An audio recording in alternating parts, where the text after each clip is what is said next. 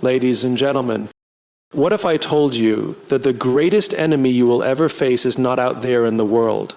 It's not in the failures you fear, the people who doubt you, or even the obstacles that life throws in your way. No. The most self-destructive habit is the war you wage against yourself. We live under the grand illusion that if we just plan carefully, if we anticipate every possibility, if we grasp tightly enough, life will bend to our will. We are told that control is power, that certainty is safety, and that if we make all the right choices, we can shield ourselves from chaos.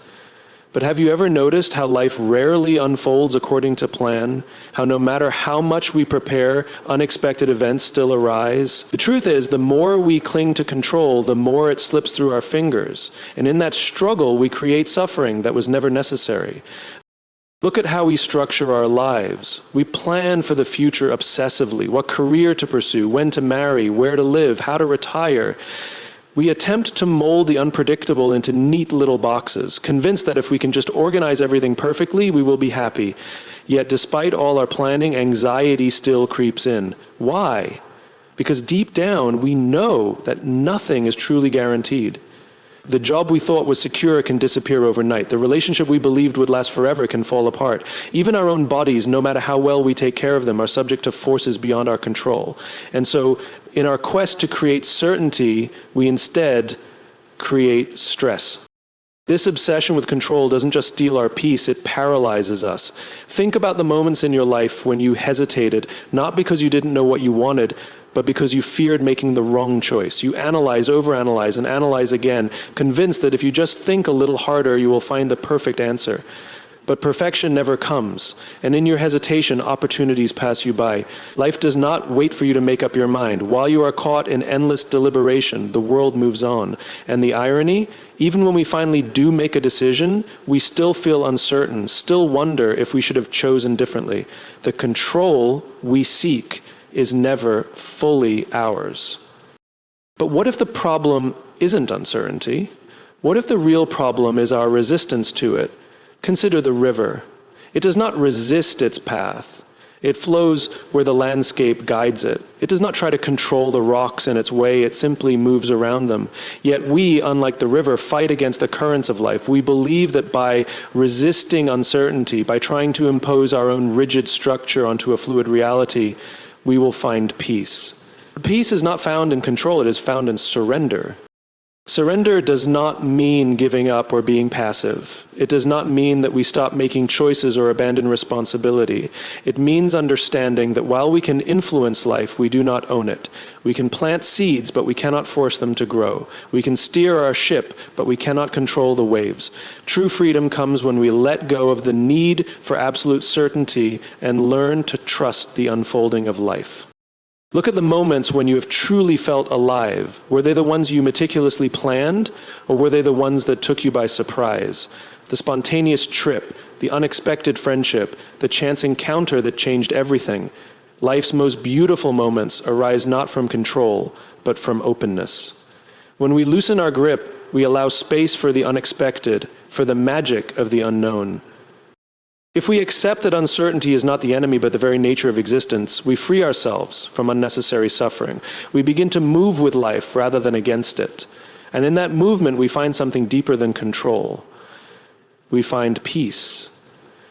Because the truth is, we were never meant to control the wind. We were meant to learn how to sail. From the moment we are born, we are fed a simple but dangerous idea that happiness is always somewhere else. We are taught to chase it, to earn it, to pursue it as if it were a prize waiting at the end of some great journey. As children, we believe happiness will come when we grow up. As students, we think it will arrive when we graduate. As adults, we tell ourselves that the next job, the next relationship, the next big achievement will finally bring us the fulfillment we seek.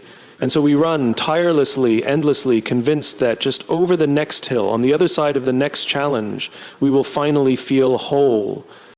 But have you ever noticed that no matter how much you accomplish, no matter how many goals you reach, the feeling of lasting satisfaction never quite arrives? There is always another milestone, another desire, another thing to chase. The finish line keeps moving. You get the job, but then you want the promotion. You buy the house, but then you want a bigger one. You reach a goal, but soon a new one takes its place. The moment we get what we thought would make us happy, the mind shifts its focus to the next thing. It is like climbing an endless staircase, believing that at the top we will finally be at peace, only to realize that the staircase never ends. This is the trap we have built for ourselves. We live in a constant state of almost happy. We are almost there, almost fulfilled, almost at peace, but not quite. The problem is not that we desire things. Desire is natural. The problem is that we tie our happiness to things that are always just out of reach.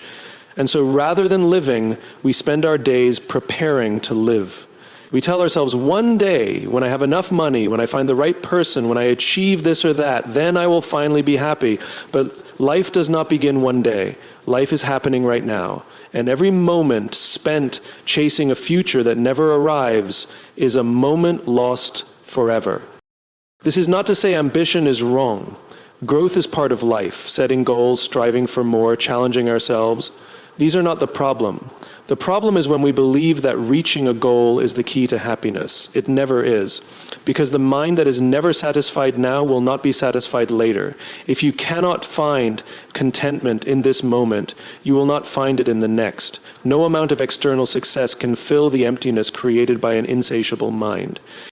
So how do we break free? How do we step off the treadmill and find the peace we have been searching for? The answer is not in doing more, but in seeing more clearly. It begins by realizing that happiness is not something to be chased, it is something to be recognized. It is not waiting for you in the future, it is already here, hidden beneath the noise of your endless striving. It is in the warmth of the sun on your skin, in the laughter of a friend, in the quiet stillness of the present moment. It is in the simplicity of being alive. But recognizing this requires a shift from becoming to being. Instead of constantly asking, what's next? We start asking, what is here? Instead of seeing life as a series of obstacles between us and happiness, we start seeing it as something to be experienced moment by moment. We begin to understand that nothing external will ever complete us because we were never incomplete to begin with. This does not mean abandoning ambition or giving up on dreams. It simply means no longer attaching our sense of fulfillment to the outcome. We can still strive, still grow, still pursue meaningful goals, but we do so with the awareness that life is not waiting for us at the finish line. It is happening now. The joy is not in reaching the summit, it is in the climb. The fulfillment is not in the destination, it is in the journey itself. And when we truly see this, something remarkable happens. The endless chase stops. The restlessness fades. We no longer live in anticipation of happiness, we live in the reality of it. Not because we have achieved some great goal, but because we have finally woken up to what was always right in front of us. The mind is a remarkable tool, capable of solving complex problems, creating beautiful works of art, and imagining futures beyond our current reality. But like any tool, it can be misused. When thought is allowed to run unchecked, when it becomes the master instead of the servant, it stops being a tool and turns into a trap. It creates endless loops of worry, regret, and analysis, keeping us locked in a prison of our own making. We replay past mistakes, analyze conversations that have already happened, and predict worst-case scenarios that may never come true. We become so entangled in our own thinking that we forget to actually live. It is ironic that we seek peace by thinking more, believing that if we just analyze the situation enough, we will somehow think our way into happiness. But has that ever truly worked? When you have found yourself overthinking a decision, has thinking more ever led to clarity, or has it only created more confusion? When you have worried about the future, has worry ever prevented uncertainty, or has it only drained you of energy? We convince ourselves that thinking is the solution, but often it is the very thing keeping us stuck. One of the greatest tricks the mind plays on us is making us believe that we are our thoughts, that every passing worry, every self-criticism, every imagined fear is part of who we are. But if that were true, then who is the one hearing the thoughts?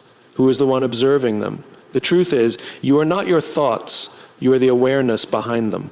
But when we forget this, when we identify too closely with our thoughts, we become trapped inside them. They take us away from the present moment, dragging us into the past or flinging us into the future, keeping us from experiencing the only thing that is ever real, now. The past is gone, It exists only as memories, and memories are just thoughts. Yet we relive past mistakes, wishing we had done things differently, replaying old conversations, analyzing how we could have said something better, but no amount of thinking can change what has already happened. The past is as unchangeable as the stars in the sky, and the future, it is just an idea, a projection of what might happen, filled with worries and scenarios that may never come to pass. We try to predict and control it, but in doing so, we only create stress. The more we live in the past or future, the less we live at all. So what is the way out of this prison? The answer is not to suppress thoughts. Trying to stop thinking is like trying to hold back the tide. It is impossible, and the more you fight, the stronger it pushes back. The key is to observe thoughts without attachment, to see them as passing clouds in the sky rather than absolute truths. A thought appears, and instead of grabbing onto it, instead of spinning it into an entire story, you simply notice it and let it go. Imagine sitting by a river, watching leaves float downstream. Each leaf is a thought. Some are beautiful, some are dark, some are strange, but you do not have to grab each one. You do not have to follow it down the river. You can simply watch it drift by. In the same way, when a thought arises, you can acknowledge it without letting it consume you. You can say, there is a thought, and let it pass. And as you practice this, something amazing happens. Thoughts lose their power. They no longer control you. They come and go, but they no longer define you. When you stop attaching yourself to every thought, space begins to open up. In that space, you experience something rare and precious: silence. Not the absence of sound, but the absence of mental noise. In that silence, you feel a deep sense of peace, a stillness that has always been there but was drowned out by the endless chatter of the mind. And in that stillness, you realize that life was never meant to be lived entirely inside your head. It was meant to be felt, to be experienced directly. The taste of food, the warmth of the sun, the laughter of a friend. These things exist only in the present. And the more you let go of overthinking, the more you begin to truly live. Freedom from the prison of overthinking is not about getting rid of thought. It is about changing your relationship with it. It is about realizing that you are the observer, not the prisoner. It is about learning to let thoughts come and go without being pulled into their stories. And most importantly, it is about waking up to the present moment, the only place where life is actually happening. When you no longer live entirely in your mind, you begin to notice something extraordinary. Life is not as complicated as the mind makes it seem.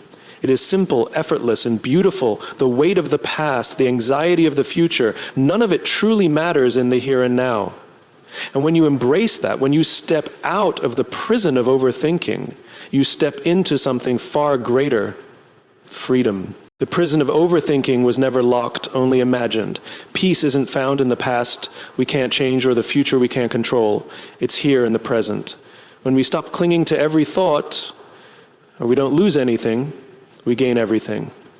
Let go, step out, and truly live. And in that space, my friends, you will find something far greater than happiness. You will find peace. Thank you.